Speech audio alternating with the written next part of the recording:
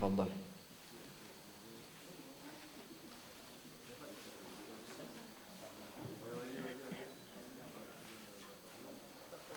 Ya boleh sambil dibawa kopinya, rebusannya boleh. Baik, kita mulai. Bismillahirrahmanirrahim. Assalamualaikum warahmatullahi wabarakatuh. Alhamdulillah, wassalatu wassalamu ala rasulillah wa ala alihi wa sahbihi wa mawalah, wa la hawla wa la quwata illa billah. Allahumma alimna ma yanfa'una wanfa'na bima 'allamtana wa zidna ilman ya rabbal alamin. Gimana istirahatnya semalam? Lancar? Alhamdulillah. Biasanya Pak, bapak-bapak itu terkenal dengan kemampuan ngobrolnya yang luar biasa. Ngalor ngidul. Siapa yang semalam begadang? Ada yang begadang? Oh iya. Pak Dev tidur jam berapa Pak Dev? Di atas jam 11 apa di bawah 11? Di atas. Oh. Buka klinik malam ya? Oh iya bener. Oh gitu, Masya Allah. Masya Allah. Ya semoga Allah lancarkan ya kajian kita hari ini. Jamaah yang semoga dirahmati oleh Allah Subhanahu wa taala. Untuk saat ini kalau ada yang ingin bertanya pakainya kertas ya. Jadi nggak secara langsung. Nanti mungkin di akhir kajian antum bisa estafet atau antum sendiri yang diputer-puter kertasnya ditaruh di depan sini ya. Nanti akan dibaca insyaallah satu persatu. Alhamdulillah, kesempatan kali ini kita akan membahas judul inti kita, yaitu tentang perjalanan setelah kehidupan ya, perjalanan setelah kehidupan. Jadi yang jadi masalah itu bukan bagaimana kita cepat dalam berjalan, bukan bagaimana kita keren dalam berjalan, tapi bagaimana kita paham arah dan tujuan hidup kita. Kita sudah sering dan mungkin semuanya hafal ayatnya, wa ma khalaqtul jinna wal insa illa liya'budun. Tapi itu mungkin kita hafal, tahu artinya, tapi bisa jadi kurang terpatri di hati kita ini. Ya. Ketika ditanya itu ayat itu menjelaskan tentang apa? Wa ma khalaqtul jinna wal insa illa liya'budun. Tujuan hidup kan? Ya, ketika ditanya apa tujuan hidup, ini yang jawab Allah langsung. Wa ma khalaqtul jinna wal insa illa liya'budun. Itu jawaban dari Allah Subhanahu wa taala. Tapi itu tidak terpatri biasanya di hati kita. Dalam artian ketika kita mendengar ayat itu, lah kok hidup kita kok tujuannya ibadah ini gimana? Nah, di otak kita seperti itu pikirannya. Kenapa kita berpikir seperti itu? Karena bisa jadi pola pikir kita tentang kehidupan itu terlalu pendek. Kita tidak tahu perjalanan yang sebenarnya bagaimana dalam kehidupan ini. Kita ngebahas dulu tentang kehidupan lah. Umur manusia biasanya berapa? 60 atau 70 ya. Biasanya kalau lagi di kajian di masjid, di mana-mana gitu ya. Ditanya di sini ada nggak yang di atas 60? Hampir nggak ada. Di atas 70 apalagi sepi.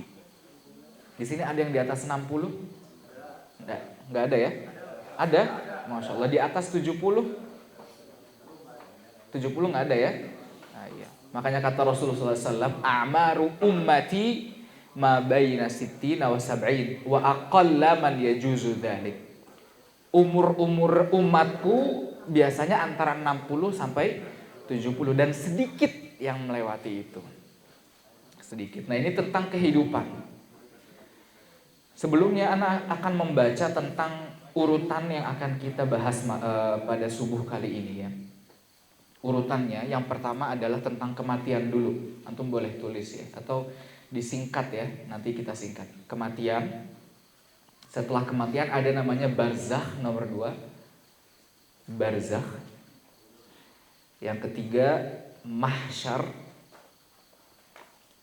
Kematian, barzakh, mahsyar. Kalau disingkat apa? Kebama ya. di kebama gitu. Udah, baru hisab. Tadi kebama, kematian, barzakh, mahsyar. Lalu hisab, mizan, dan zulmah disingkat himidhu. Hisab, mizan, zulmah. Zulmah itu kegelapan artinya. Himidhu.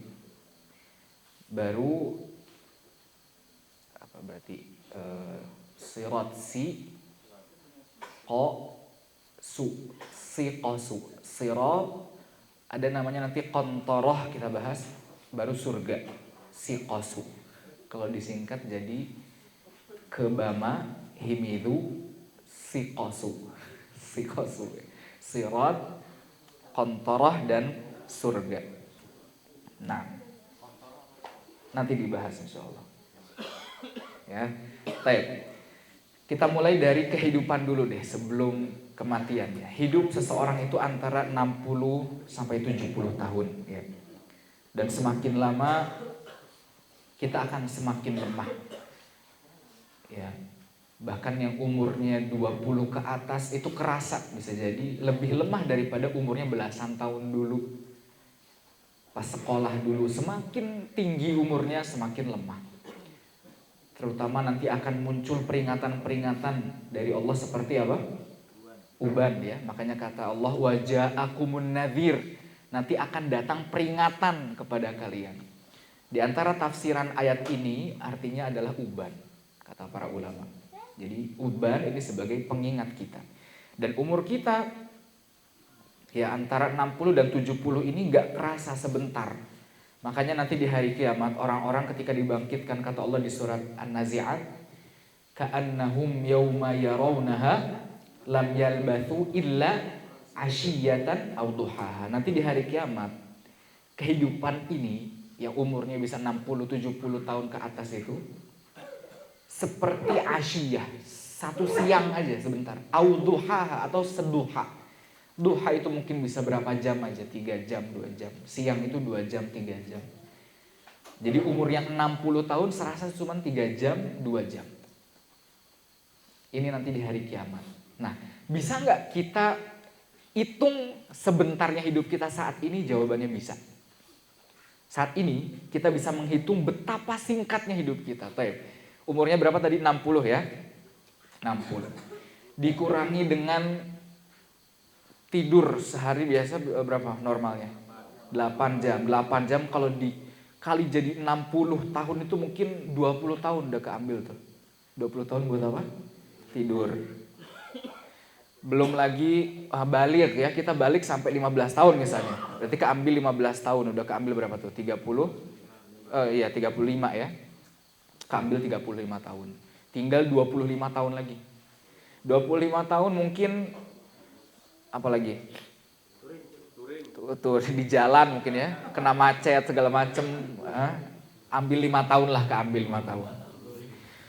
Belum lagi WhatsApp-nya, YouTube-nya, gadangnya, menggadang ngobrol, nah itu mungkin berapa? 10 tahun keambil tuh. Umur kita dari 60 tahun itu kalau nyampe 60 tahun, tinggal 10 tahun. Makanya ini kebenaran dari ayat tadi. Jadi seorang itu dikatakan hidupnya berarti ketika dia beribadah sama Allah. Makanya para sahabat bilang, di antara mereka ada yang bilang bahwa ketika ditanya umurnya berapa, dia umurnya cuma 3 tahun, 4 tahun. Padahal 3 tahun dan 4 tahunnya ini dihitung dari semenjak dia masuk Islam. Padahal umurnya udah 60 ke atas, 40 ke atas. Ditanya umurnya 3 tahun, 4 tahun. Semenjak dia memasuki agama Islam. Makanya kata Rasulullah SAW dalam suatu hadis, kehidupan di dunia ini seperti jarum yang dimasukkan ke laut, terus diambil. Satu tetes ini adalah kehidupan dunia. Dunia seperti setetes dari samudra akhirat yang sangat luas. Makanya ini terasa sangat sebentar sekali, terutama ketika datangnya kematian. Ketika datang kematian, sebentar sekali rasanya nggak terasa. Terutama apalagi yang tadi ya, yang dihabiskan dengan hal-hal yang tidak bermanfaat. Kita masuk ke fase pertama. Tadi apa fase pertama? Kematian. Kematian ini ada yang baik dan ada yang buruk, ya. Makanya kata Allah wan nazi'ati gharqa. Nazi'at itu artinya malaikat naza'a itu yang mencabut dengan keras, dengan sadis ya. Nazi'ati gharqa. Wan nasyitati nashta. An-nasyitat malaikat yang mencabut dengan halus. Nah, ini bedanya. Berarti orang malaikat yang mencabut dengan keras untuk apa? Orang-orang yang kafir. Orang-orang kafir atau pemaksiat. Tapi orang-orang beriman dengan nasyitati nashta. Dicabut dengan malaikat yang halus mencabutnya. Dan khusus orang-orang beriman jemaah, ketika mereka didatangkan oleh malaikat maut ini berpenampilan dengan penampilan yang indah, yang tampan, yang enak dilihat. Bahkan dalam hadis yang sangat panjang tentang dicabutnya nyawa seseorang, seorang mukmin ini ketika meninggal, malaikat ini berbaris sepanjang pandangan matanya. Dan malaikat ini semua dalam penampilan yang baik, yang bagus, yang indah. Makanya kata Allah, innal ladzina qalu rabbunallahu tsumma istaqamu tatanazzalu alaihimul malaika alla takhafu wa la tahzanu. Jadi ketika orang beriman dan dia beristiqamah ketika hidupnya, alladzina qalu rabbunallahu tsumma istaqamu, ia beriman Rabb kami Allah, lalu dia istiqamah. Ini dua penyebab seseorang husnul khatimah, beriman dan istiqamah. Nanti akan datang malaikat yang menghibur. Dia berkata, "Allah takhafu wa la tahzanu." Jangan takut, jangan sedih. Sama malaikat ini langsung dikasih kabar gembira dengan surga. Kau akan masuk surga, tenang, gak usah takut. Kenapa? Karena kematian itu ada rasa sakitnya. Kata Rasulullah SAW, "Inna lil mauti sakarat." Ketika orang meninggal ada sakarat. Sakarat itu rasa sakit, pedih.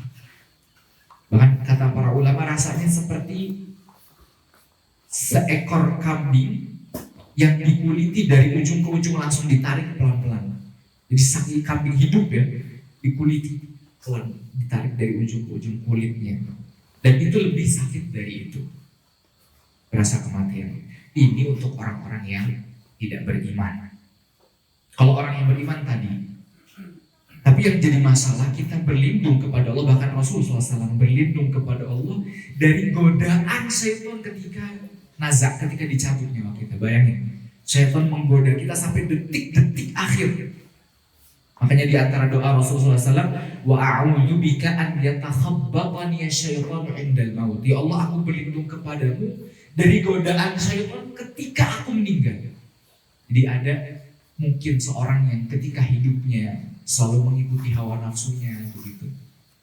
Ketika ia meninggal ingin mengucapkan la ilaha illallah, disumpel mulutnya sama syaitan wal iyadu billah.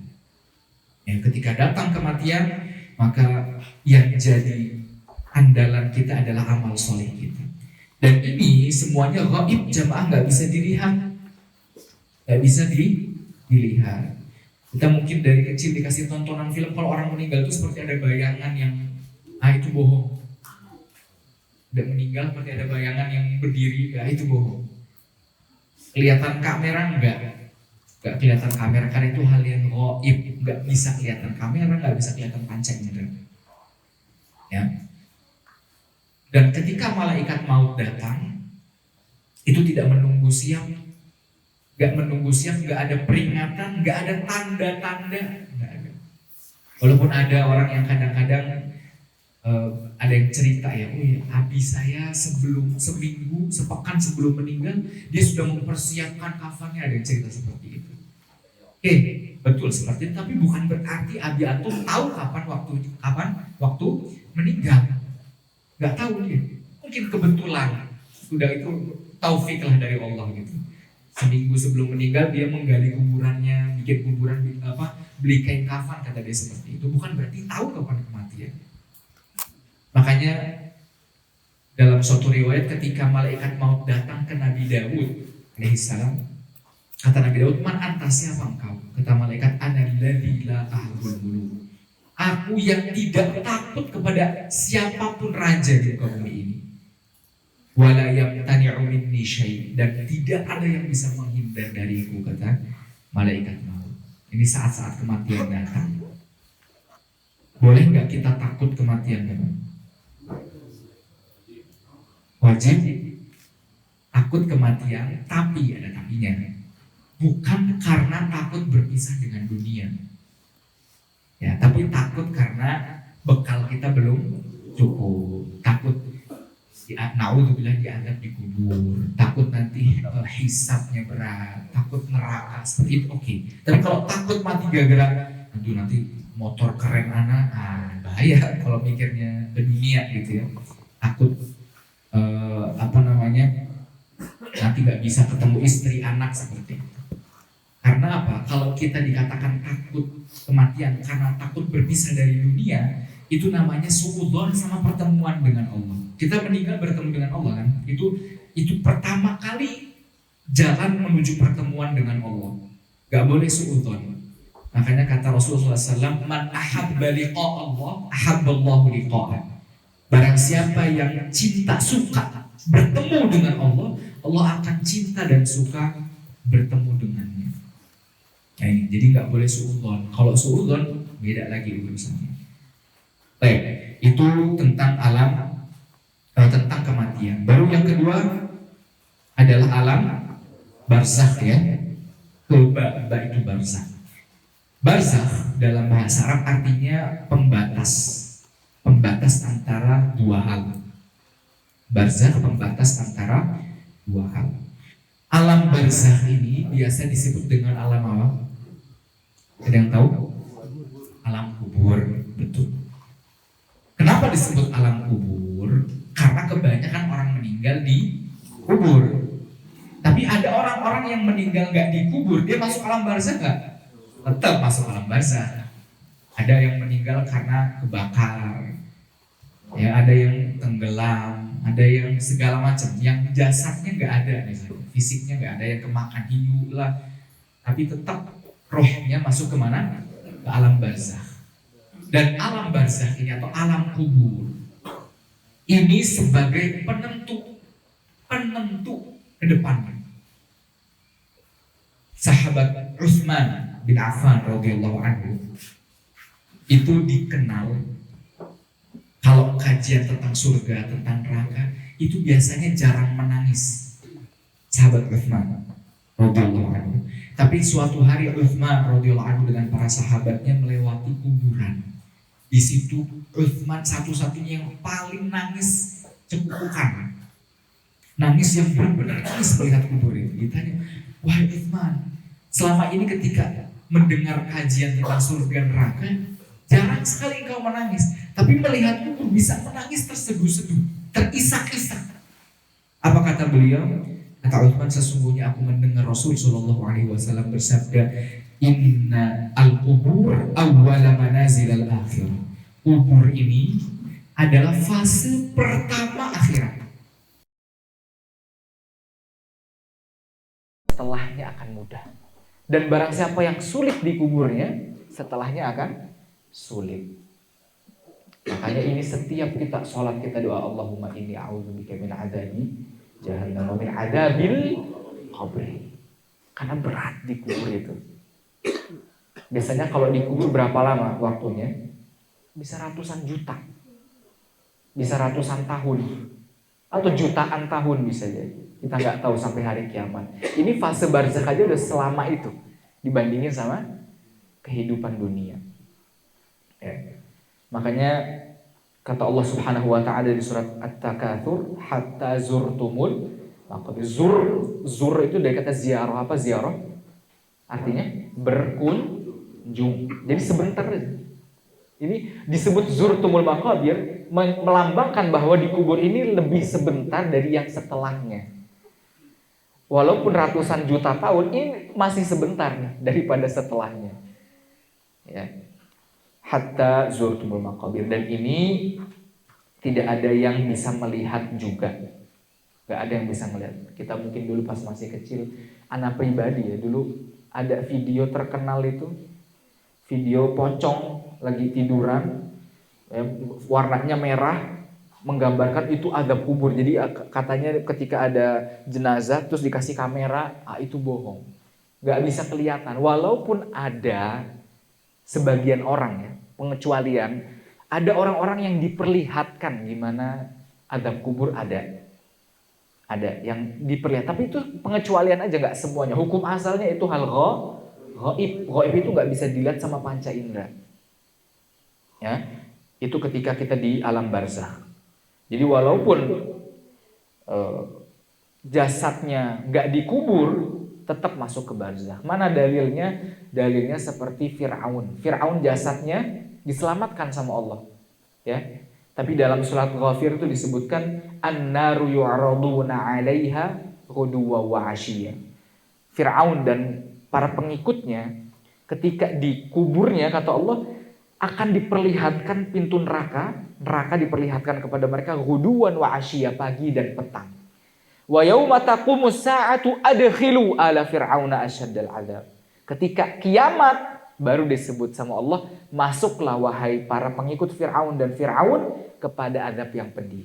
Berarti yang ditampakkan neraka ini pas di mana? Dikubur, di barzakh. Di alam barzakh atau di alam kubur. Dan banyak yang bilang roh gentayangan. Benar nggak itu gentayangan roh? Enggak ya, karena udah di barzakh, orang meninggal langsung masuk ke barzakh. Nah iya, kalau ada apalah pocong lah, kuntilanak lah, itu jin yang menjelma sudah, bukan roh gentayangan. Walaupun bisa nggak kita ketemu sama roh yang sudah meninggal ketika kita dalam mimpi? Bisa diperlihatkan, bisa. Tapi itu ya dalam mimpi ya, roh ketemu roh, karena mimpi ketika kita tidur tuh roh kita pergi. Kata Allah Subhanahu wa taala di surat Az-Zumar, Allahu yatawaffal anfus hina mautiha wallati lam tamut fi manamiha. Allah mencabut nyawa yang meninggal dan yang belum meninggal dicabut juga pas lagi tidur. Jadi roh ketemu roh. Tapi kalau dalam keadaan yaqzah, dalam keadaan hidup, sadar, nggak bisa ketemu roh. Bisa nggak seseorang masuk jasadnya ke alam roh? Nggak bisa. Atau jasad manusia bisa nggak masuk ke alam jin? Jawabannya nggak bisa. Kalau jasad nggak bisa. Kalau ruh mungkin, ada kemungkinan. Ya, tapi kalau jasad nggak bisa karena beda alam. Jadi kalau ada yang bilang saya ke suatu daerah yang entah berantah, kayaknya itu tempat jin bla bla bla, itu nggak. Mungkin itu dianya tertidur, mungkin rohnya yang dimainkan gitu sama jin. Ya. Nah di barzakh atau di kubur itu menjadi ada tiga hal yang terjadi. Yang pertama namanya fitnah kubur. Fitnah apa? Kubur. Apa fitnah kubur? Ada yang tahu apa artinya? Ya, fitnah itu artinya ujian. Tapi kalau fitnah kubur artinya adalah pertanyaan malaikat. Jadi kalau disebut apa fitnah kubur? Jawabannya pertanyaan malaikat kubur. Mungkar nakir ya. Nah ini. Apa itu? Man rabbuka, siapa Rabbmu? Apa agamamu, siapa nabimu? Nah, kalau sekarang mah mudah. Orang kafir pun bisa jawab itu. Apa agamanya? Ya, agama Islam, nabinya Muhammad, mereka bisa jawab. Tapi dikubur nanti jawabannya itu dengan keimanan. Dan ketika nggak bisa ngejawab, nah ini dalam hadisnya disebutkan, ketika ditanya man rabbuka, ma dinuka, wa man nabiyuka, dia nggak bisa jawab itu bukan karena dia nggak ingat, dia ingat, tapi mulutnya nggak bisa gerak. Di dalam hadisnya disebutkan, yaqulu jadi saking jadi bisa dia ingat dulu, tapi saking takutnya, karena di situ malaikat udah siap-siap mau mentung gitu ya. Saking takutnya dia nggak bisa jawab. Dan ketika dia nggak bisa jawab, di dalam hadisnya disebutkan, ketika dia ditanya man rabbuka dan 3 pertanyaan ini ditanyain, dia bilang Dulu saya ingat siapa ya? Dulu saya ingat, sekarang saya nggak ingat. Saking takutnya pada saat itu dan nggak bisa ngejawab. Dan ketika dia nggak bisa menjawab tiga-tiganya, barulah dipukulkan apa? Palu yang didengar oleh seluruh makhluk kecuali jin dan manusia. Makanya kadang-kadang kalau antum melihat ayam atau loncat sendiri, terbang, mungkin itu lagi mendengar palu yang di alam kubur. Tikus atau kaget sendiri, kucing atau kaget sendiri, kita nggak tahu, burung atau kaget sendiri. Bisa jadi karena mereka mendengar pentungan palu di alam kubur. Dan yang kita bawa ketika kita meninggal itu 3. Kata Rasulullah SAW, yang mengikuti jenazah ke kuburan itu ada 3. Ya Pak, hartanya, keluarganya, dan amalnya. Tapi yang tinggal cuma 1, apa itu? Amal soleh. Dalam waktu jutaan, dalam barzakh, yang menjadi teman kita itu 1 amal soleh. Walaupun ada amal buruk, ada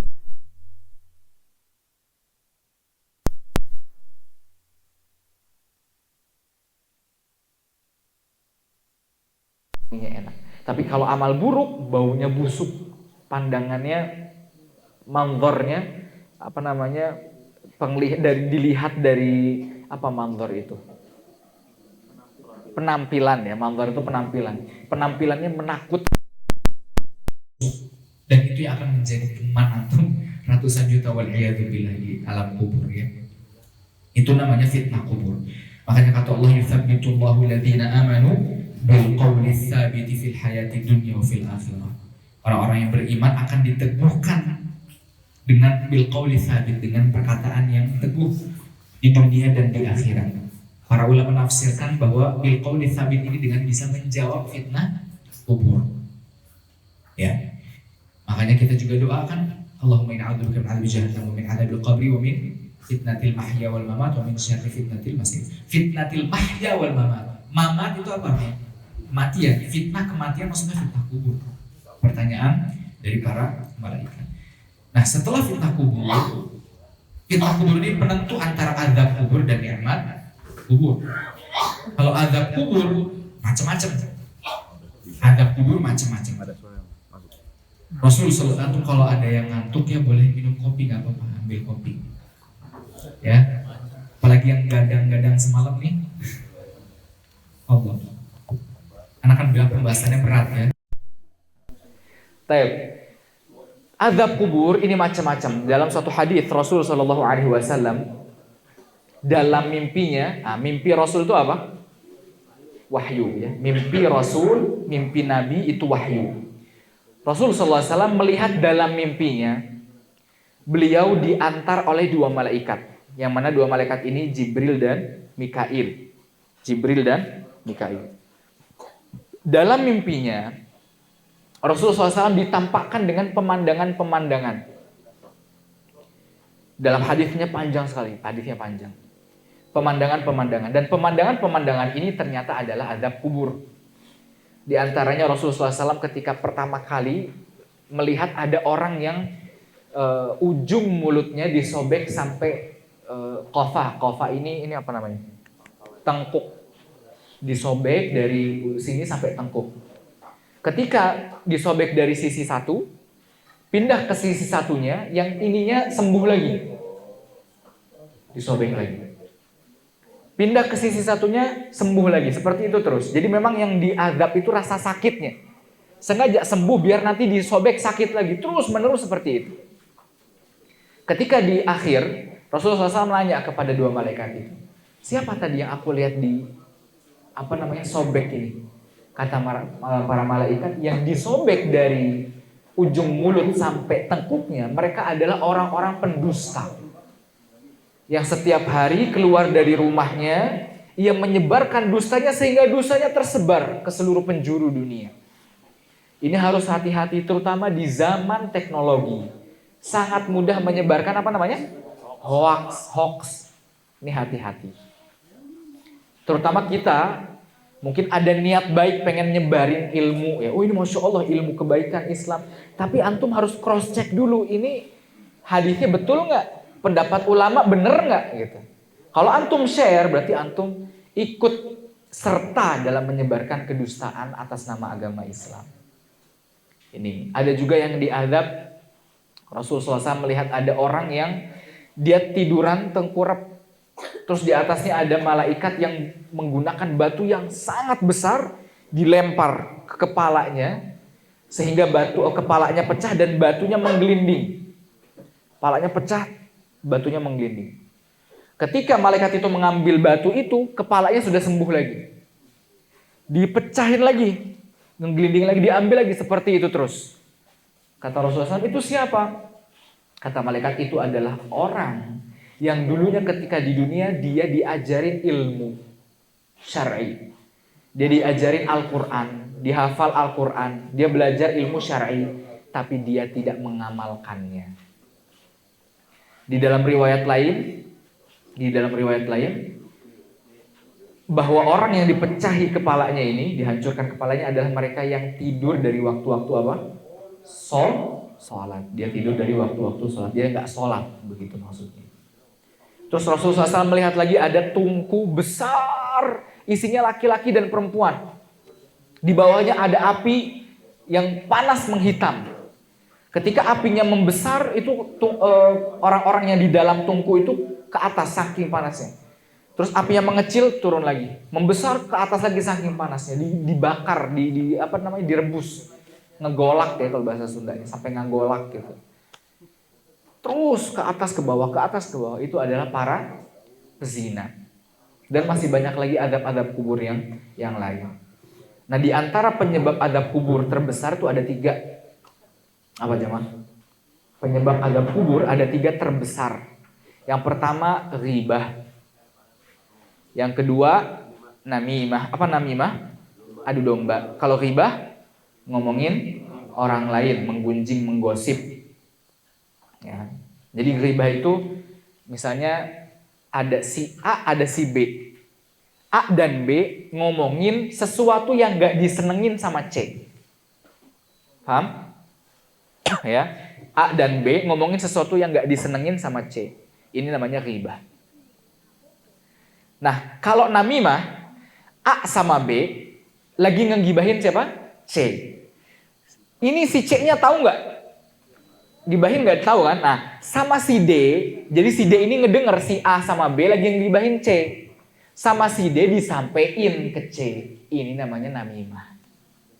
Paham? Jadi ribahnya 2 orang, ada 2 orang ribah. Antum denger, antum sampein ke orang yang digibahin, itu namanya namimah, ngadu domba. Paham sampai sini ya? Ini penyebab adab kubur. Yang kedua. Yang ketiga, tidak bersih dalam bersuci dari air kencing. Dari kencing. Ini terutama hati-hati laki-laki. Biasanya berdiri kan kalau kencing. Iya, umumnya ya jongkok. Kalau ininya jongkok, duduk. Umumnya jongkok antum. Oh iya. Tapi secara umum biasanya berdiri. Hati-hati kalau antum kencing berdiri, ada yang nyepret. Dikacur, ada yang nyepret tuh ke sini ke ya kaki bawah ini. Atau bisa ada yang sampai ke lutut nyepretnya kalau mancurnya tinggi. Makanya ketika antum kencing, kalau malas ngebuka celana, dilipat sampai atas lutut. Dan ketika setelah kencing diguyur. Karena ada cipretan. Dan kalau ada cipretan dibuat sholat, sah nggak sholatnya? Nah, karena najis. Makanya hati-hati. Harus ngejaga diri dari cipratan kencing. Karena itu penyebab adab kubur. Ya, Rasulullah SAW pernah melewati kuburan. Tahu-tahu dikasih pelepah kurma sama Rasulullah SAW. Dia bilang ini di dua kuburan ini mereka diadab. Karena kencing. Yang satu karena nggak bersih kencingnya. Yang kedua gara-gara ghibah dan namimah. Maka pelepah kurma ini ditaruh, kata Rasulullah SAW, selama pelepah kurma ini belum kering, adab mereka akan diringankan. Ini siapa yang bisa melakukan ini? So, nggak boleh anak pakai pelepah kurma, enggak. Itu mukjizat dari Allah, bukan antum. Terutama banyak keyakinan menabur bunga. Selama bunganya ini belum layu, adabnya diringankan. Atau ada yang berkeyakinan ini bunga ini sebagai makanan mereka dikubur, ini juga keyakinan yang batil, yang salah. Ya, itu tadi azab kubur. Ada namanya nikmat kubur. Nikmat kubur itu ketika seseorang di dalam kubur dibentangkan kuburnya sejauh pandangan matanya, jadi luas, ditemani oleh amal solehnya. Bahkan di dalam riwayat, seorang yang beriman di dalam kuburnya itu akan, jadi bukan beriman aja, orang beriman sama orang kafir akan dibukakan dua pintu pemandangan surga dan pemandangan neraka, dua-duanya. Mau mukmin mau kafir. Tapi bedanya orang kafir ketika dibukakan pintu neraka dikasih tahu ini tempat kamu nanti. Oh, dia takut. Ketika dibukakan pintu surga dibilang ini tempat kamu kalau kamu beriman. Tapi kamu gak beriman, kamu masuknya ke sini, tambah takut lagi. Jadi dia pengen masuk situ tapi gak bisa karena udah ditentukan di neraka. Ini yang kafir. Kalau mukmin sebaliknya, dibukakan pintu surga, dibukakan pintu neraka. Dia melihat pintu surga, ini adalah tempatmu nanti, dia tambah senang.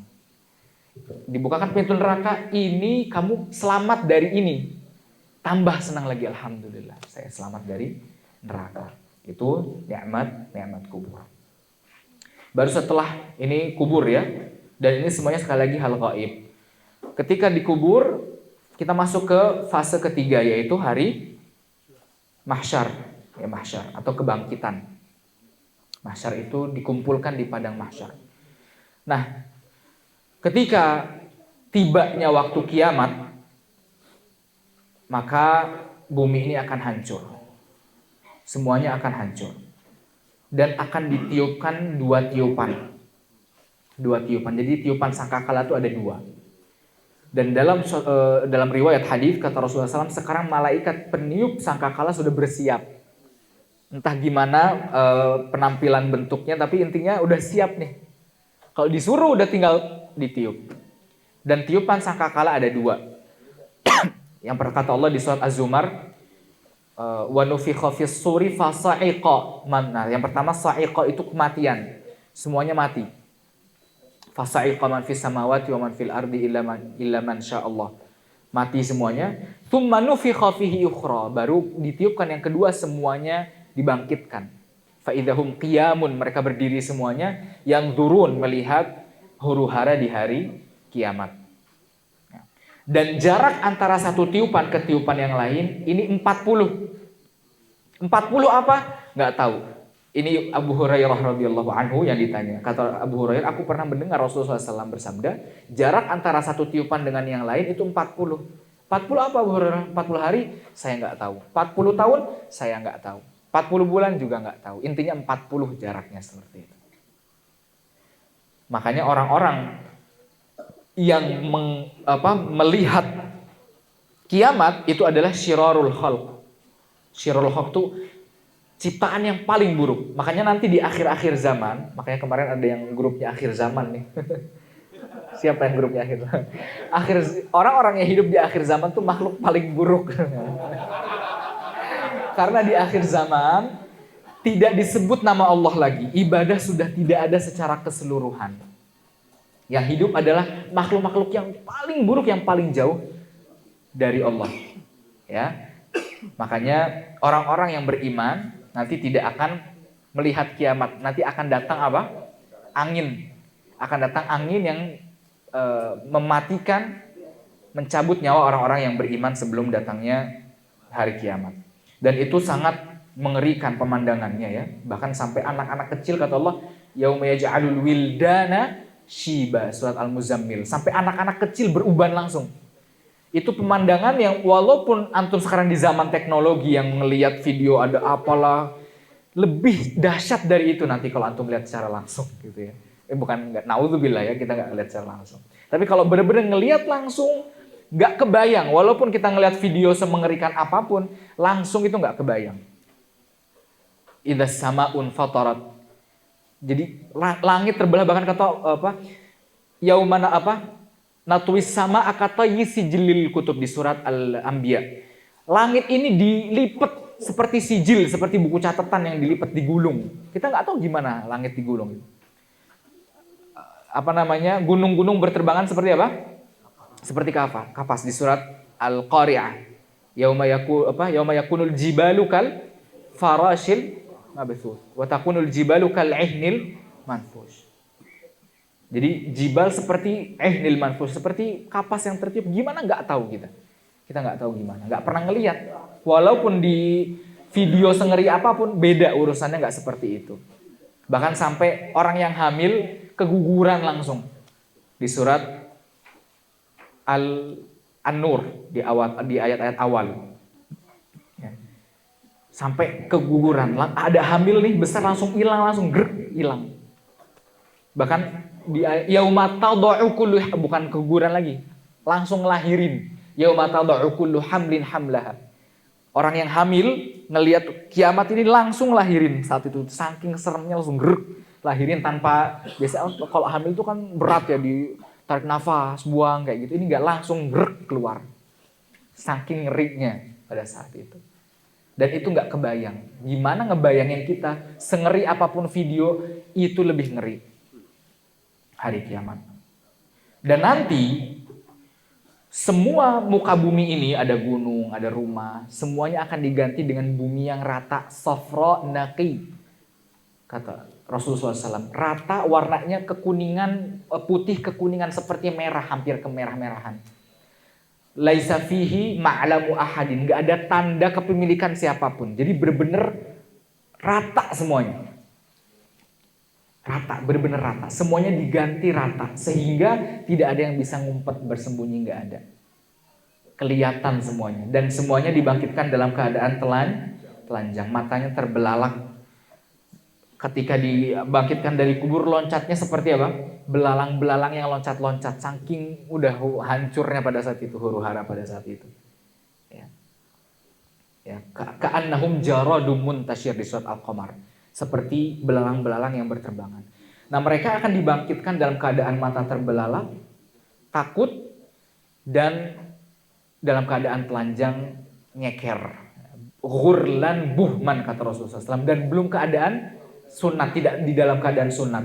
Di situ ngedenger hadis itu Aisyah radhiyallahu anha, ya Rasulullah, ar-rijal wan nisa, laki-laki perempuan saling ngelihat aurat, kata Aisyah. Kata Rasulullah SAW, al-amru yawma idzin asyaddu min an yanzura ahadun ila aurati ba'd. Pada hari itu lebih sadis urusannya, perkaranya, daripada seseorang bisa ngelihat aurat orang lain. Saking sadisnya, seremnya huru-hara pada saat itu, orang nggak kepikiran buat nengok, ngelirik, ngelihat aurat itu nggak kepikiran, karena saking seremnya pada saat itu. Ya. Dan kata Rasulullah SAW, yaqumun nasu li rabbil alamin hatta yaghiba ahaduhum fi rashhihi ila ansafi udhunain. Ya, itu di padang mahsyar nanti orang-orang akan dibangkitkan dan mereka akan sesuai dengan keadaan keringat mereka masing-masing. Nanti di padang mahsyar matahari satu jengkal, ya. Saking panasnya satu jengkal, tapi itu tidak membuat orang meleleh atau terbakar. Yang terasa itu panasnya. Saking panasnya luar biasa sampai ada yang tenggelam, kata Rasulullah SAW. Tenggelam dengan apanya? Keringatnya. Karena orang kalau keringetan kan nggak betah. Sumpek. Pada saat itu saking sumpeknya sampai ada yang tenggelam. Ada yang selutut, ada yang sepaha, ada yang sepinggang, ada yang sepundak, ada yang tenggelam dengan keringatnya sendiri. Dan di situ Allah Subhanahu wa taala berfirman dengan firman-Nya. Dan pada saat itu, ketika padang mahsyar itu, Allah dalam keadaan sangat marah yang belum pernah marah seperti itu sebelumnya. Dan Allah berkata, Anal maliku anad dayyan, dalam hadis. Aku sang raja yang sesungguhnya, kata Allah. Aku raja yang maha pembalas. Aina mulukul ard. Mana raja-raja dunia yang menyombongkan diri itu, mana? Kata Allah, akulah pemilik segala kekuasaan yang sesungguhnya. Allah pada saat itu marah kepada orang-orang yang sombong di dunia ini. Dan pada saat itu ada yang diberikan pakaian oleh Allah. Siapa yang diberi pakaian pertama kali oleh Allah? Nabi Ibrahim. Nabi Ibrahim alaihi salatu wassalam. Kenapa? Karena pada saat itu Nabi Ibrahim ditanggalkan pakaiannya dalam membela tauhid. Pas kapan? Dibakar. Ketika dibakar itu ditelanjangnya Nabi Ibrahim itu. Ya. Alaihissalatu. Nanti di hari kiamat akan pertama kali dipakaikan pakaian oleh Allah Subhanahu wa taala. Nah, keadaan orang-orang kafir nanti di hari kiamat mereka berjalan dengan wajah. Berjalannya dengan wajah. Nah, itu para sahabat bilang, "Ya Rasulullah, bagaimana berjalan dengan wajah?" Kata Rasulullah SAW, "Bukankah Allah itu mampu membuat kalian di dunia ini berjalan dengan dua kaki? Begitu juga di akhirat, Allah mampu berjalan dengan wajah." Itu sebagai penghinaan bagi orang-orang kafir. Tapi gimana? Nggak kebayang. Gimananya kita nggak kebayang. Adapun orang-orang beriman macam-macam. Orang-orang beriman nanti di padang mahsyar keadaannya macam-macam. Seperti muadzin, keadaannya gimana? Lehernya panjang. Cuman ini nggak kebayang juga. Kita kalau sekarang mikir leher panjang, serem amat. Itu hal gaib ya. Itu hal gaib. Nanti di hari kiamat beda urusan. Leher panjang nggak menyeramkan. Justru ini kebanggaan nih. Orang pada tenggelam, lehernya panjang dia. Ya. Seperti ini hal-hal gaib. Gaib itu nggak bisa kebayang. Contoh seperti dalam hadis ini, anak intermezzo. Dalam hadis disebutkan bidadari surga itu sampai tulang sumsumnya kelihatan. Antum kebayang nggak? Tulang sumsumnya kelihatan, tembus pandang, serem dong. Di pikiran antum ini wewe gombel apa sundel bolong, serem. Itu gaib, nggak bisa. Tapi kata Rasulullah, kelihatan min husnin, karena saking cantiknya.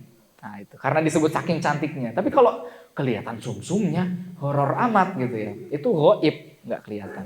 Nah ini di mahsyar juga begitu. Ada yang lehernya panjang. Orang-orang yang mati syahid, yang terbunuh dalam peperangan, dibangkitkan dalam keadaan darahnya masih ada di tubuhnya. Tapi darahnya itu bukan mengerikan. Kalau kita ngeliat ada orang berlumuran darah kan serem saat ini. Di sana enggak. Itu justru kebanggaan. Kata Rasulullah SAW, "Al-launu launu dam wa rihu rihul misk." Warnanya darah, tapi baunya kesturi. Dan mereka punya bendera khusus buat orang-orang para syuhada, orang-orang yang mati syahid. Ya. Terus juga orang-orang yang mati dalam keadaan berihram.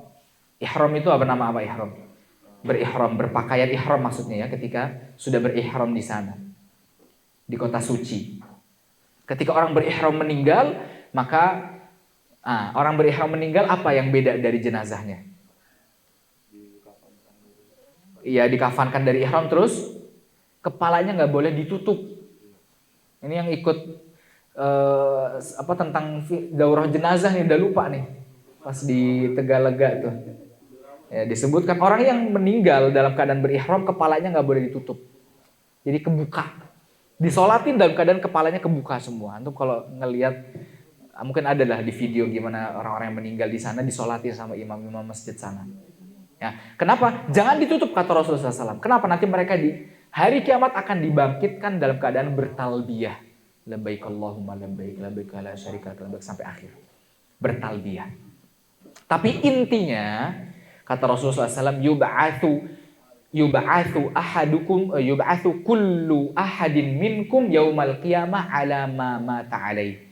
Setiap di antara kalian nanti dibangkitkan di hari kiamat sesuai dengan kondisi akhir kehidupannya. Gimana kehidupan akhirnya? Baik, nanti di hari kiamat dibangkitkan dalam keadaan baik.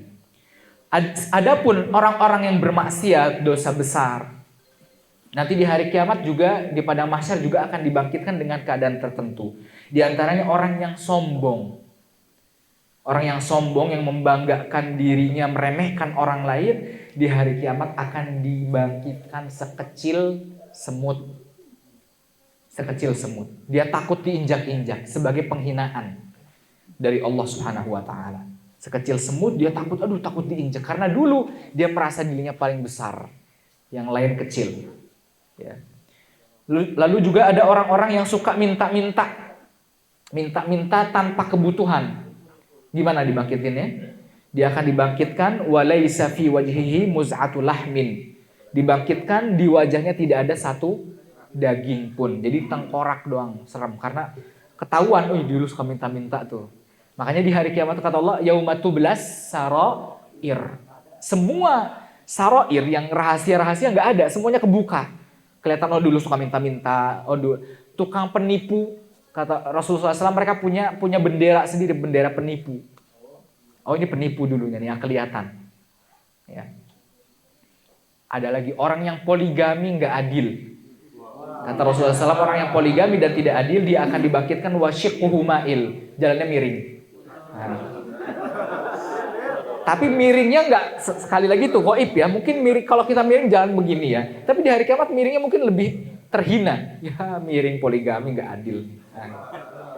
Ya, tapi nggak ada kesempatan buat ngetawain orang lain ya. Ya.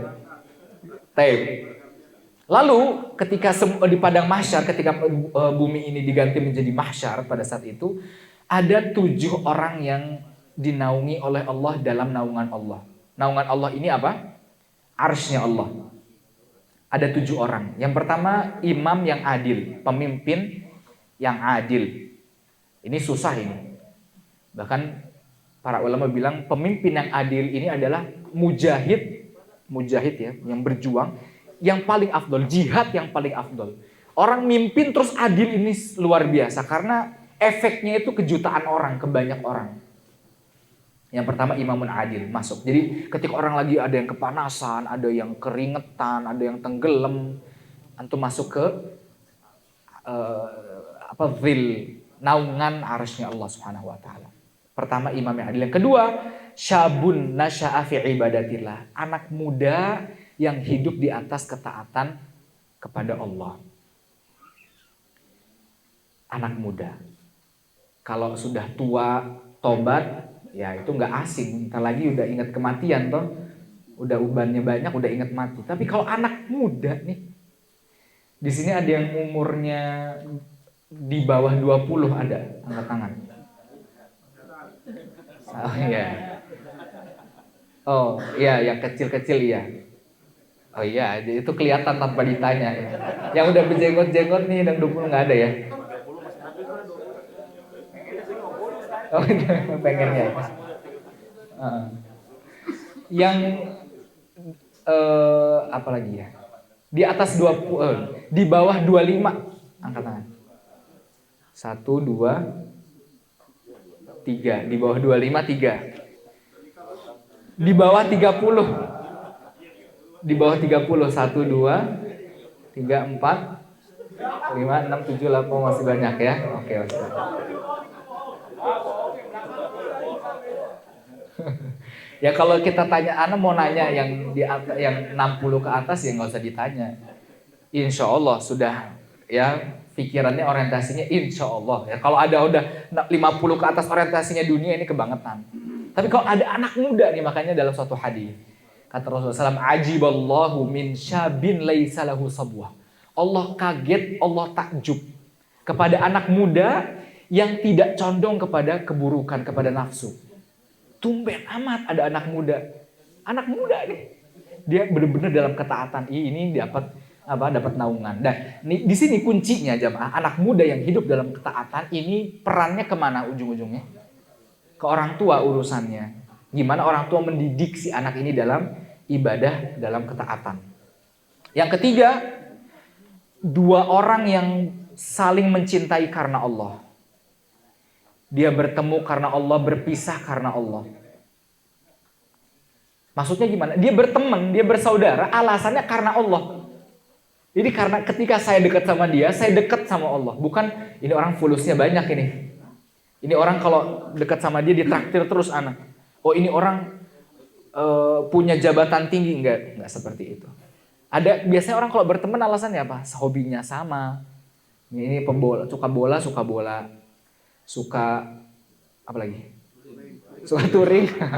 Suka touring sama suka touring. Kalau alasannya suka touring sama suka touring ini bukan karena Allah. Tapi karena kalau saya berteman sama dia nih, aduh kayak iman tuh nambah tuh. Seperti itu. Ada nggak teman antum begitu? Nah, ini pertanyaan. Nah kalau ada 2 orang yang saling mencintai karena Allah, nanti akan dikumpulkan di naungannya Allah Subhanahu wa taala. Ini yang keberapa tadi? Yang ketiga ya. Yang keempat, seseorang yang hatinya selalu rindu dengan masjid. Hatinya selalu rindu dengan masjid. Dia bekerja, dia dagang, dia bisnis. Tapi hatinya kalau azan langsung menuju masjid. Fokusnya ke masjid. Tapi kebanyakan di antara kita, ini susah juga nih. Kebanyakan dari kita nih adzan itu sebagai pemotong aktivitas. Kalau ini orang ini mereka beraktivitas sambil nunggu adzan. Bedanya itu. Aktivitas nunggu adzan. Kalau kita kebanyakan kita adzan ini pemotong aktivitas. Kalau mereka beraktivitas sambil nunggu adzan karena hatinya rindu dengan masjid. Selanjutnya yang ada di bawah naungan Allah Subhanahu wa taala adalah seorang laki-laki yang digoda dengan wanita yang cantik kaya raya, lalu ia berkata, "Inni akhafullah." Aku takut kepada Allah. Jadi laki-laki yang digoda, ia berkata, "Aku takut kepada Allah." Terutama di chat ya, zaman sekarang nih khalwah, yang menyendiri antara laki-laki perempuan tuh nggak usah keluar rumah, di chatting. Iya, dan biasanya perempuan duluan yang lebih agresif. Kita di zaman yang perempuan lebih genit daripada cowok. Dulu cowoknya yang ngegodain, sekarang ceweknya. Ini bahaya. Assalamualaikum akhi. Akhi brother fillah. Atau siapa? Pas dilihat akun IG-nya, kok harim ini perempuan. Nah di situ antum dikasih dua pilihan. Ini nggak ada yang ngelihat siapa yang mau lihat. Nanti kalau waalaikumsalam ukhti fillah, itu gampang tuh. Tapi afwan, ana takut Allah. Diblokir, masya Allah. Ini yang muda-muda. Ini antum lihat followersnya ada perempuan nggak, blokir semuanya. Atau yang antum ikuti lebih parah. Kalau ada yang antum ikuti perempuan, blokir semuanya. Ya. Ini susah nih. Udah perempuan cantik, kaya, ngajak berzina, tapi dia bilang inni akhafullah, aku takut kepada Allah. Lalu yang selanjutnya, orang yang berinfak sembunyi-sembunyi.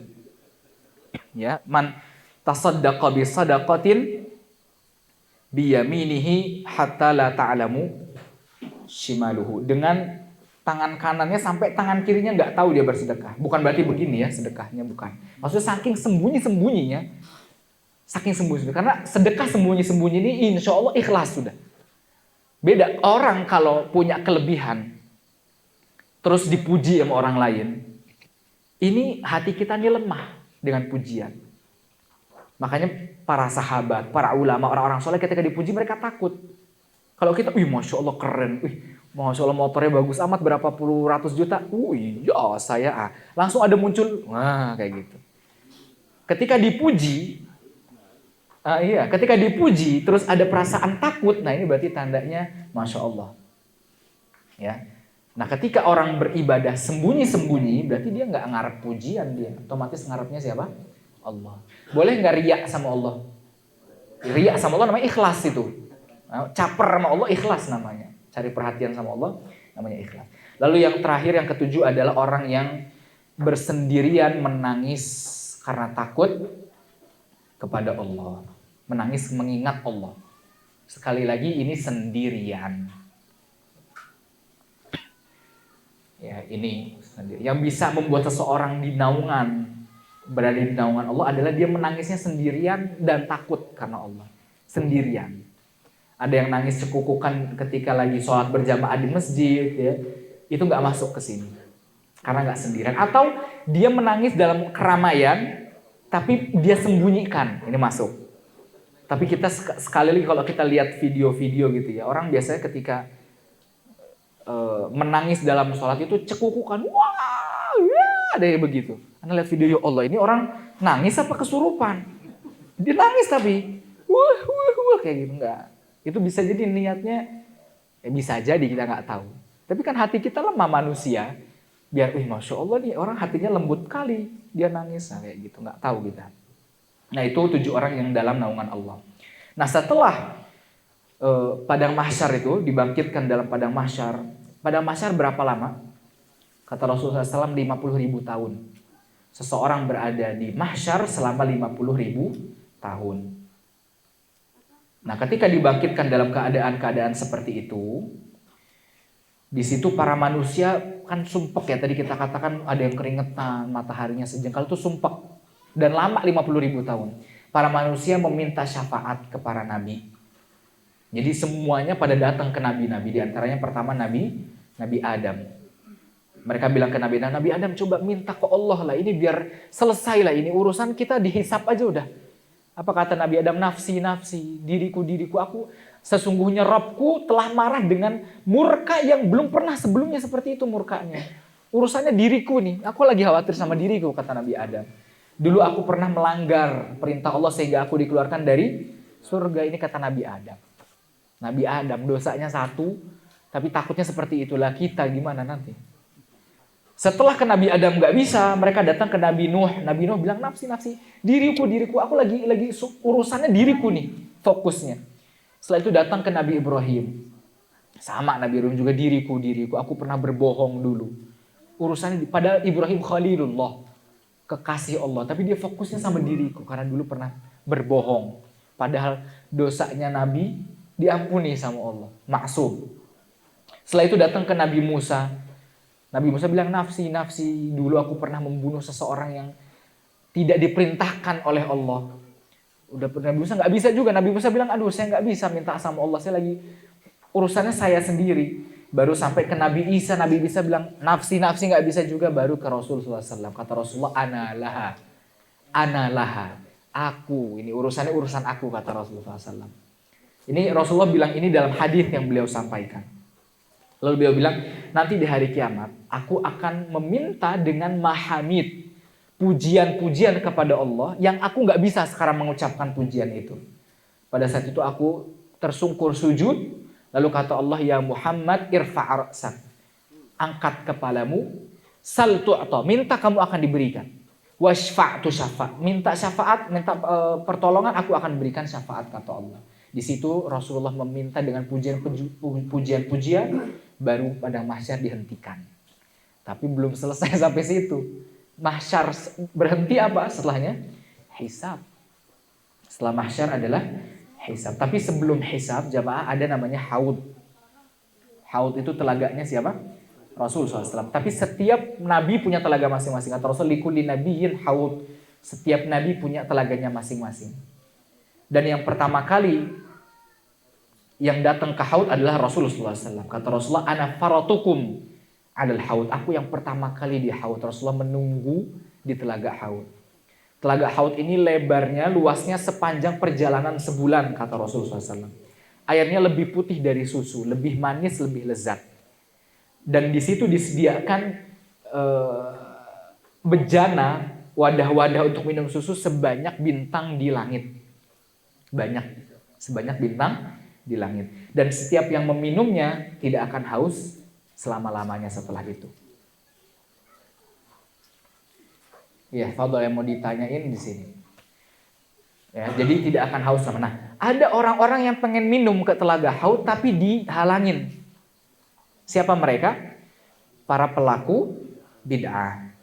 Jadi kata Rasulullah, ummati, mereka umatku, kenapa dihalangin sama para malaikat? Kata para malaikat, innaka la tadri ma ahdatsu ba'dak.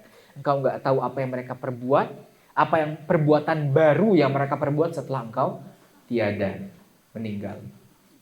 Ya. Nah, setelah haud, orang udah pada minum di telaga haud, baru ke qadha. Qadha itu tadi apa? Sidang. Persidangan. Disidang sama Allah, waja'a rabbuka wal malaku saffan saffa. Allah datang dan para malaikat bersaf-saf pada saat itu. Yang pertama kali disidang pada hari kiamat adalah hak-hak para manusia. Awwalu ma yuqda bainan nasi yaumal qiyamah fid dima, kata Rasulullah. Yang paling pertama disidang di hari kiamat itu urusan darah. Antum pernah nyakiti orang lain, pernah ngalirin darah orang lain, ngelukain orang lain, ini yang pertama kali dihisab sama Allah. Makanya hati-hati. Hati-hati sama hak manusia.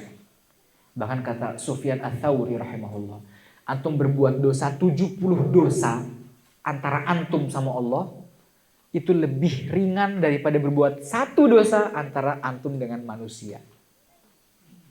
70 dosa antara antum sama Allah lebih ringan daripada satu sesama manusia. Coba sebutkan dosa apa yang tidak bisa diampuni dengan tidak bisa diampuni dengan taubat. Dosa apa? Bismillah. Iya betul. Yang nggak bisa dihapus dengan taubat. Syirik bisa. Orang pelaku syirik bertobat sebelum meninggal diampuni. Ya nggak bisa tadi dosa sesama manusia.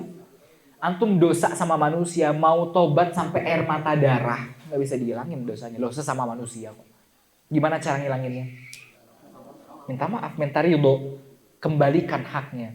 Makanya berat, jangan, bukan berarti anak melegalkan dosa, tapi sedosa-dosanya antum jangan urusan manusia, jangan. Berat. Gimana antum punya hak, harus minta maaf, harus dikembalikan. Mau nggak mau. Nanti kalau ada yang mau ditanyakan boleh bertanya. Anda nggak bisa panjang lebar karena panjang ini masih panjang juga nih. Ya, persidangan datang baru dihisab sama Allah. Hisab nomor berapa ini? 4 ya? Hisab nomor 4. Hisab ini artinya diaudit. Hisab itu menentukan klarifikasi. Mana yang dosa antum perbuat, mana pahala antum perbuat. Biar antum merasa adil. Diaudit sama Allah. Hisab ada 2. Ada hisabun yasir, ada munaqasyah. Hisabun yasir itu hisab audit yang mudah. Kalau munaqasyah artinya di sidang di sidang secara detail. Munaqasyah itu detail. Nah, kalau orang yang dihisab dengan hisab yang mudah, yang yasir, dan ini doanya Rasulullah SAW, Allahumma hasibni hisaban yasira. Ya Allah, hisablah aku dengan hisab yang mudah. Nah, hisab yang mudah itu gimana? Seorang mukmin, kata Rasulullah SAW, nanti akan didekatkan di sisi Allah. Jadi dihisabnya itu dekat sama Allah, ditutupi aib-aibnya di akhirat. Terus sama Allah diperlihatkan dosa-dosanya yang telah lalu sebagian saja. Dosa-dosa kecilnya aja. Ditampakkan dosa-dosa kecilnya sama Allah bilang, ini kamu ngaku ini berbuat ini. Iya ya Allah. Iya, semua nggak ada yang bisa nyangkal. Ini iya, saya berbuat dosa ini. Terus kata Allah Subhanahu wa taala, sebagaimana aku dulu menutupi dosa-dosa ini di dunia, sekarang aku ampuni semua dosa itu. Orang ini pas waktu ditunjukkan dosa-dosa itu, dia berpikir hatta yatafakkaru annahu halak. Ini ya Allah, ini bentar lagi udah binasa dia. Tapi sama Allah diampuni langsung. Nah, di antara sebabnya itu apa? Kata para ulama, sebab Allah mengampuni seseorang dengan menghisab dengan hisab yang mudah adalah ketakutan di hati orang itu. Ketika di dunia dia takut. Jadi memang manusia kan berbuat salah, nggak ada yang nggak berdosa. Tapi dia takut sama dosa itu, takut ya Allah, benar-benar takut banget. Ini yang menyebabkan seseorang dihisab dengan hisab yang mudah. Mungkin dia udah berusaha dengan meninggalkan dosa itu, tapi ya manusia. Ini hisab yang mudah, ditutupi. Beda dengan hisab munaqasyah. Munaqasyah itu dihisab detail satu persatu dan gak ditutupi, dibuka sama Allah.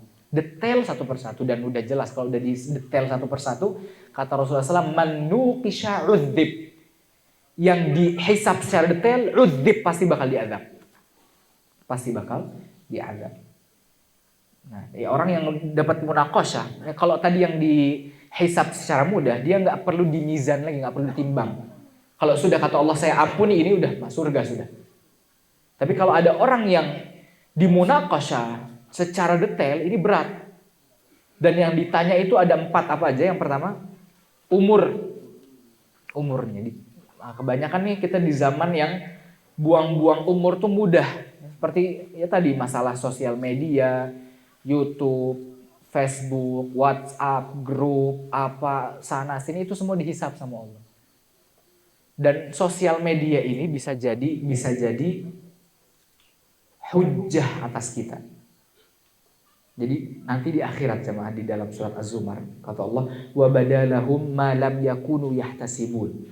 Nanti sama Allah akan ditampakkan dosa-dosa yang dulu dia nggak sangka-sangka itu dosa. Dia nggak nyangka itu dosa. Berarti dia di dunia tahu nggak itu dosa? Kenapa? Karena dia nggak menuntut ilmu. Makanya menuntut ilmu hukumnya wajib. Siapa suruh dia nggak nuntut ilmu? Nah gitu. Nanti ketika ditampakkan, loh kenapa kamu nggak nuntut ilmu? Saya nggak tahu ya Allah, ya nggak bisa. Nggak nuntut ilmu. Antum punya kesemangat. Kenapa antum nggak nuntut ilmu dengan sosial media? Itu antum mau apapun di situ ada ustadz-ustadz sunnah, antum bisa ngelihat langsung tanpa harus datang ke tempatnya. Kenapa nggak dimanfaatkan? Itu jadi hujah tuh nanti di hari kiamat. Ya. Yang pertama tentang umur, yang kedua tentang masa muda, yang ketiga tentang ilmu diamalkan apa tidak, yang keempat tentang harta. Tapi tentang harta pertanyaannya ada dua, dari mana dan untuk apa. Ya, itu pertanyaan. Nanti detail semuanya itu. Dan kata Rasulullah SAW, orang yang miskin itu masuk surga 500 tahun lebih cepat daripada orang kaya. Karena hisabnya lebih cepat. 500 tahun. Baik. Nah setelah dihisab, diaudit, ya hisab ini kalau analoginya seperti lagi ujian dinilai lagi dinilai. Oh ini jawabannya salah betul, terus ditanya ini betul, ini ngaku ya, ini salah ya, ini betul ya, ini audit hisab. Tapi bukan seperti itu, lebih parah dari itu tentunya ya. Setelah dihisab baru dibagikan catatan, sebagai rapot lah, kayak rapot ya. Ada catatannya buruk, dibagikan dari punggung sebelah kiri, yang baik dari sebelah kanan. Lalu yang kelima, mizan. Mizan itu artinya apa? Timbangan. Ya, timbangannya seperti apa kita nggak tahu. Bukan kayak timbangan di pasar-pasar itu, beda. Timbangannya seperti apa. Dan timbangannya ini detail dan adil. Detail dan adil. Kata Allah, wa may ya'mal mithqala dzarratin khairan yarah. Ya, fa may ya'mal mithqala dzarratin khairan yarah, wa may ya'mal mithqala dzarratin syarran. Sekecil apapun ditimbang dapat balasannya. Sekecil apapun. Antum lagi di masjid ngelihat ada kuku, biasanya ada aja di masjid kuku. Atau ambil masukin ke kantong, dapat pahala nih nanti di hari kiamat datang. Bisa jadi ketika ditimbang ini dosanya lebih besar. Tahu-tahu kuku ini datang pahala kuku, pahalanya lebih besar, masuk surga. Bisa jadi. Kita nggak bisa ngeremeh, nggak boleh ngeremeh. Kata Rasulullah SAW, la tahqiranna minal ma'rufi syai'an walau an talqa akhaka biwajhin talqin. Jangan meremehkan kebaikan sedikit pun, walaupun ente ngedapetin ketemu sama saudara ente mukanya senyum berseri-seri. Ya. Nah, apa saja yang ditimbang nanti? Yang ditimbang itu ada 3. Terserah Allah. Yang pertama amal baiknya, amal solehnya yang ditimbang. Yang kedua catatannya. Jadi catatan yang tadi dibagikan itu ditimbang. Yang ketiga pelakunya, orangnya. Yang pertama amalnya, terus catatannya, lalu pelakunya. Kalau amalnya banyak ya, seperti kalimatani khafifatani 'ala lisan, tsaqilatani fil mizan. 2 kalimat, 2 kata yang mudah diucapkan tapi berat di timbangan. Nah, berat di timbangan berarti ditimbang. Apa itu? Subhanallah bihamdi, subhanallahil azim. Itu amalnya toh, amalnya. Ada lagi akhlak yang baik, kata Rasulullah, tidak ada yang lebih membuat berat di timbangan hari kiamat daripada akhlak yang baik. Nah, itu berarti amalnya. Ada tadi apa selamalnya apa? Catatannya. Hadis bitaqah, hadis kartu. Kartu. Ketika orang ini ditimbang, catatannya dosanya sepanjang mata memandang. Panjang, ini udah, ya Allah ini udah dosa, ini mah udah kalau ditimbang dosa segini udah plus asa. Tahu-tahu datang kartu bertuliskan la ilaha illallah. Kartunya sekali lagi nggak bisa dibayangin ya. Tapi ini hadis ini buat takrib, buat bisa bisa pendekatan aja. Kalau aslinya kita nggak tahu. Kartu bertuliskan la ilaha illallah, ditimbang la ilaha illallah yang lebih berat. Nah, jadi catatannya ada orangnya yang ditimbang. Sebagaimana dalam suatu hadis, suatu hari para sahabat lagi berjalan sama Ibnu Mas'ud. Tahu-tahu angin berhembus, betisnya Ibnu Mas'ud kelihatan. Para sahabat ngetawain, tipis amat betisnya diketawain. Rasulullah lewat.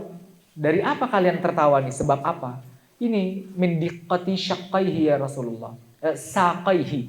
Min diqqati saqaihi. Dari tipis kecilnya betisnya. Kata Rasulullah, lahuma yaumal qiyamah athqalu min Uhudin. Dua-duanya di hari kiamat ini lebih berat di mizan, di timbangan daripada gunung Uhud.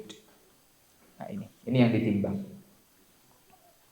Dan ketika ditimbang kemungkinannya ada 3. Kemungkinan 3, udah 3 kemungkinan. Kalau yang berat amal solehnya masuk surga. Yang berat amal buruknya masuk neraka. Kalau seimbang, tergantung. Ada yang tahu kalau seimbang dapat hadiah? Dicuci di neraka. Kalau tadi yang amal buruknya yang besar, nggak ada yang tahu. Ini bagus nih, nggak ada jawab ya? Ya udah buat nanti dulu.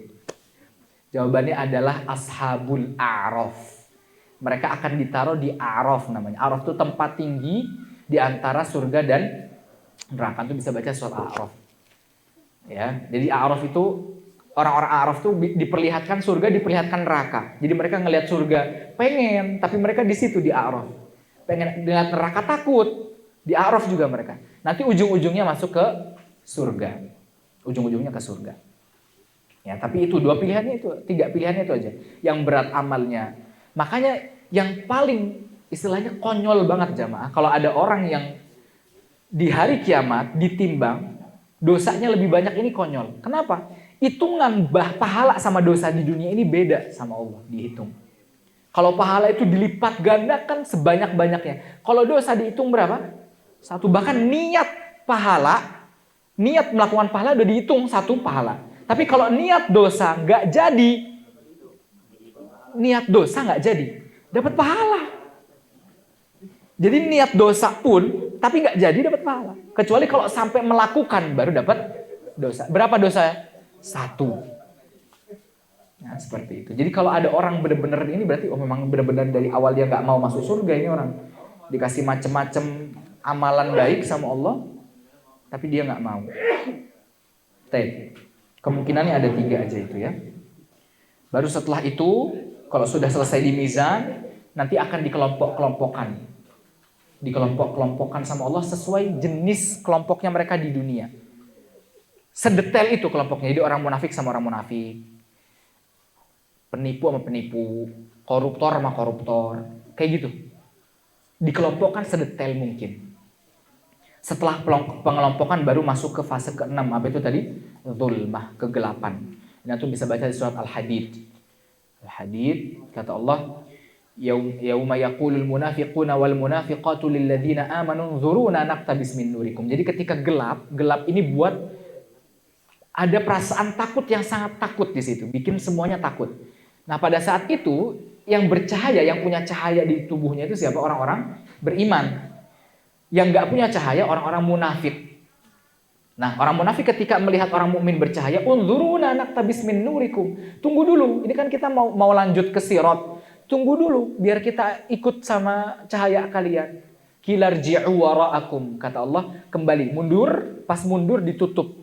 Ada penutup yang membuat mereka nggak bisa melihat cahaya, gelap. Orang-orang munafik. Orang mukmin punya cahaya. Cahaya ini juga macam-macam. Ada yang cahayanya sejempol. Kata Rasulullah SAW, ada cahayanya di jempol aja ketika dia melewati sirat itu. Ya. Nah, setelah gelap, setelah dikelompokkan lalu gelap, masuklah ke jembatan sirat, as-sirat. Sirat ini terletak di tengah-tengah perut neraka Jahannam. Kata Rasulullah SAW, lebih tipis daripada sehelai rambut. Kebayang nggak? Nggak kebayang. Rambut aja udah tipis, ini lebih tipis. Tapi lebih tajam daripada pedang. Di sisi kanan kirinya ada kalalib. Kalalib itu kail ya. Kail besar-besar yang siap mencabik orang-orang yang melewati jembatan tersebut. Ya. Dan semua manusia melewati jembatan itu semuanya. Mukmin ataupun kafir. Makanya kata Allah Subhanahu wa taala dalam surat Maryam ayat 71, wa im minkum illa wariduha. Setiap di antara kalian pasti melewati itu, sirat itu. Dan orang-orang kafir langsung jatuh ke neraka Jahannam pada saat itu. Lewat langsung jatuh. Seperti itu. Nah, orang mukmin ini kata Rasulullah SAW keadaannya ada 3. Ada fanajin musallam, ada yang selamat sampai ujung, selamat tanpa luka-luka, musallamun, gak ada luka-luka. Ada juga makhdush mursal, ada yang selamat sampai ke tujuan tapi makhdush, penuh dengan luka, dicabik-cabik. Udah lukanya macam-macam, kena kail tadi, tapi selamat. Lalu ada kata Rasulullah SAW, wa makhdushun fi nari jahannam, ada yang jatuh ke perut neraka Jahannam. Itu 3 keadaan.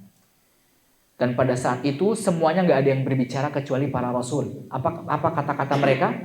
Ya Rabbi, salim, salim. Selamatkan, selamatkan, selamatkan. Para rasul aja yang ngomong, yang lainnya nggak ada yang bisa bicara. Ya. Dan semua yang melewati jembatan itu macam-macam keadaannya. Ada yang secepat kilat, secepat pacuan kuda, ada yang merangkak, ada yang jalan pelan-pelan karena mungkin lampunya sedikit sejempol, dia lampunya redup nyala gitu. Lagi jalan redup nyala, jalan sedikit terus dicabik-cabik ya. Seperti itu, macam-macam keadaannya. Tapi yang penting adalah selamat ya. Ada yang merangkak dan sebagainya macamnya. Baru setelah selesai dari Sirat masuk ke Qantharah. Qantharah ini adalah, para ulama berbeda pendapat ya. Ada yang bilang ini termasuk dari Sirat, di ujung Sirat, ada yang bilang ini beda jembatan gitu. Qantharah itu jembatan juga, tapi untuk kisos yang antara manusia di dunia. Kisos itu pembalasan. Tapi kalau kisos antara manusia dengan binatang, itu ada kisosnya kapan? Di mahsyar tadi. Jadi yang dibangkitkan ke padang mahsyar itu ada 3. Siapa aja? Jin, manusia, binatang. Binatang dibangkitkan, nanti binatang dikumpulkan di mahsyar. Tapi binatang di mahsyar itu dikisos aja sama Allah. Setelah dikisos, mereka menjadi tanah. Makanya di surat An-Naba itu yauma yaqulu kafiruna ya laitani kuntu turaba. Seandainya kan saya seperti jadi pasir seperti para binatang ini. Nanti dikisos tuh, antum menzalimi binatang nanti dikisos sama Allah di padang mahsyar itu. Tapi kalau di Qantharah ini dikisos antara manusia. Nah, setelah dikisos, ini udah selamat nih. Mungkin antum ada hak-hak yang belum selesai nih dikisos. Udah dikisos, antum dibersihkan hatinya dari perasaan-perasaan keburukan apapun di dalam hati. Seperti antum nggak ada cemburu ya. Mungkin kalau kita pikir, loh di surga ini kan tingkatannya macam-macam, ada 100 tingkatan. Terus yang di tingkatan atas, yang di tingkatan bawah nanti iri dong sama yang tingkatan atas. Nggak ada perasaan iri, nggak ada perasaan cemburu. Ya. Kalau sekarang ada pertanyaan gini, perempuan pernah ada yang nelpon Ustadz, lagi sesi tanya jawab. Assalamualaikum Ustadz, boleh nggak saya doa sama Allah nanti di akhirat suami saya jangan ketemu bidadari? Saking cemburunya. Nah di akhirat nggak cemburu, nggak ada cemburu-cemburu gitu. Ya. Taib. Makanya kata Allah wa naza'na ma fi sudurihim min ghillin. Kami cabut dari dengki di hati mereka. Karena dengki itu pusat keburukan hati. Baru kalau sudah selesai dari Qantharah adalah surga. Semoga Allah Subhanahu wa taala menyelamatkan kita dari semua tahapan tersebut dan memasukkan kita ke surganya Allah Subhanahu wa taala. Luar biasa kajian subuh. Jujur ini pertama kali seumur hidup anak-anak kajian subuh.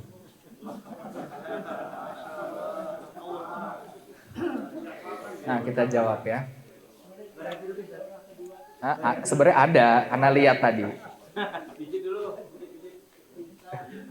Nah, ini kita pertanyaan dulu ya, pertanyaan dari antum.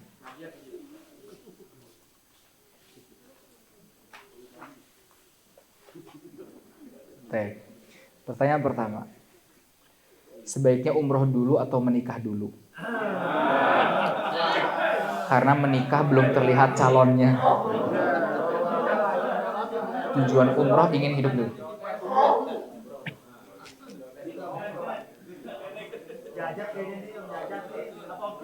Berkata seorang ulama, anak muda di zaman sekarang lebih butuh menikah daripada berhaji, bukan umrah. Karena zamannya zaman fitnah. Kalau berarti di sini yang anak pahami dia sudah bisa lah ya, udah punya kemampuan buat nikah. Tapi salahnya dia bilangnya sedangkan belum terlihat, berarti dia nunggu mana ya? Dicari, bukan dicari banyak, nggak mau nyari.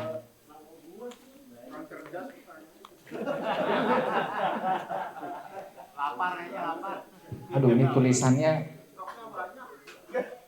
Aduh, afwan, anak nggak bisa baca tulisannya ya.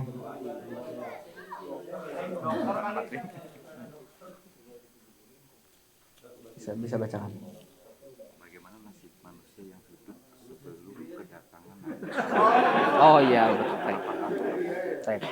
bagaimana nasib manusia yang hidup sebelum kedatangan Nabi Muhammad? Apakah tetap menjalani kehidupan akhirat? Nah, ini urusannya antara mereka sama Allah. Jadi nanti Allah akan membuat pilihan untuk mereka. Jadi mereka disebutnya ahlul fatrah. Ya, mereka nggak dapat Rasulullah SAW dan mereka nggak langsung diadab. Nanti urusannya sama Allah di hari kiamat.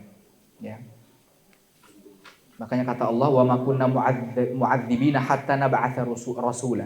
Kami nggak akan mengadab suatu kaum sampai kami mengutus seorang rasul.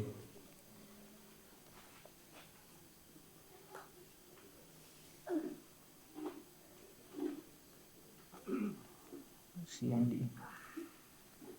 Aduh, ini coba Ana baca ya. Nggak, Ana bisa baca ya. Cuman fahamnya nih yang kurang. Ketika kita berinfak secara sembunyi-sembunyi, namun hati terbesit rasa bangga, rasa pasti si yang diinfakkan memuji ana, mendoakan ana walaupun si yang diinfakkan nggak tahu kalau ana yang menginfakkan. Apakah infak tersebut termasuk riya dan apakah infak tersebut tidak ikhlas? Ikhlas atau tidaknya itu bukan karena pujian orang lainnya dari kitanya. Ya kita katakan semalam gimana ikhlas caranya? Bedakan antara tujuan dan wasilah. Ya, jadi pujian itu nggak mempengaruhi apapun gitu. Itu yang jadi masalah. Karena ya sudah urusannya ya kita tujuannya Allah, wasilahnya sedekah, berinfak. Mau dipuji nggak dipuji ya sudah. Makanya kata Allah, innama nut'imukum liwajhillah la nuridu minkum jazaan wala syukura. Sesungguhnya kami memberi kalian sedekah, makanan karena Allah. La nuridu minkum jazaan wala syukura. Kami tidak menginginkan jaza. Jaza ini timbal balik secara materi. Kalau syukuron, syukur, ucapan terima kasih, pujian itu non materi. Jadi nggak ada timbal balik materi ataupun non materi. Ana sudah berinfak sama dia nggak tahu terima kasih. Loh, terserah mau terima kasih nggak terima kasih. Yang penting infaknya karena Allah. Paham ya? Nah, kalau ada perasaan ingin dipuji, nah ini baru nggak ikhlas. Ingin, kalau ada nggak ada pujian, nggak ada terima kasih terus antum, aduh kalau gini mah nggak usah sedekah, nah itu nggak ikhlas namanya.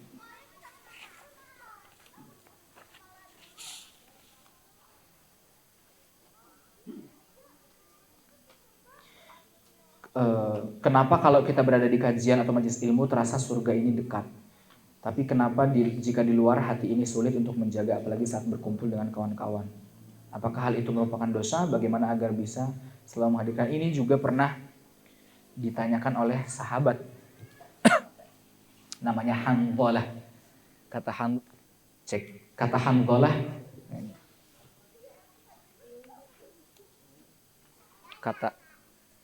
beda.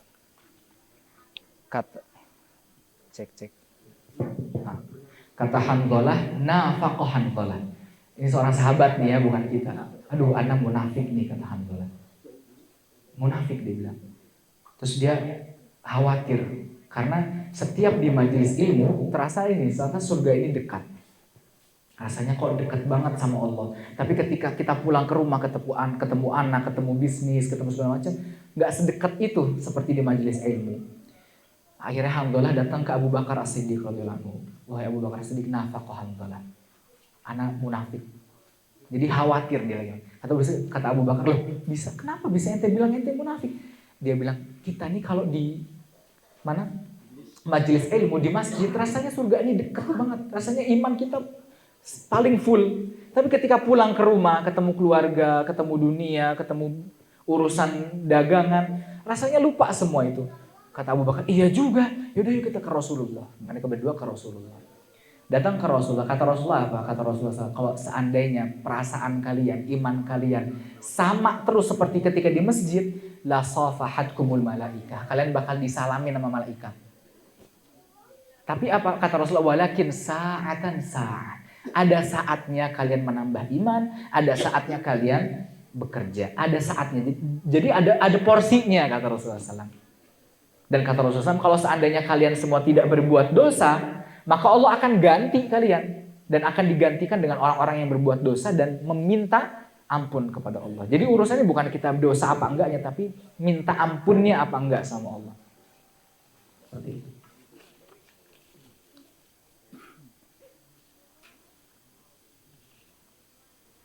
Kenapa sabar itu susah? Ya karena hadiahnya surga. Kalau gampang hadiahnya minyak wangi. Sejadah traveling. Tapi ya tadi ya orang tuh diuji sesuai kemampuan masing-masing, ya, tenang aja. Kayak misalnya guru diuji melalui muridnya. Pedagang diuji melalui customernya gitu. Ya antum ya sabarnya nih gimana nih? Ya udah dijelasin tadi malam.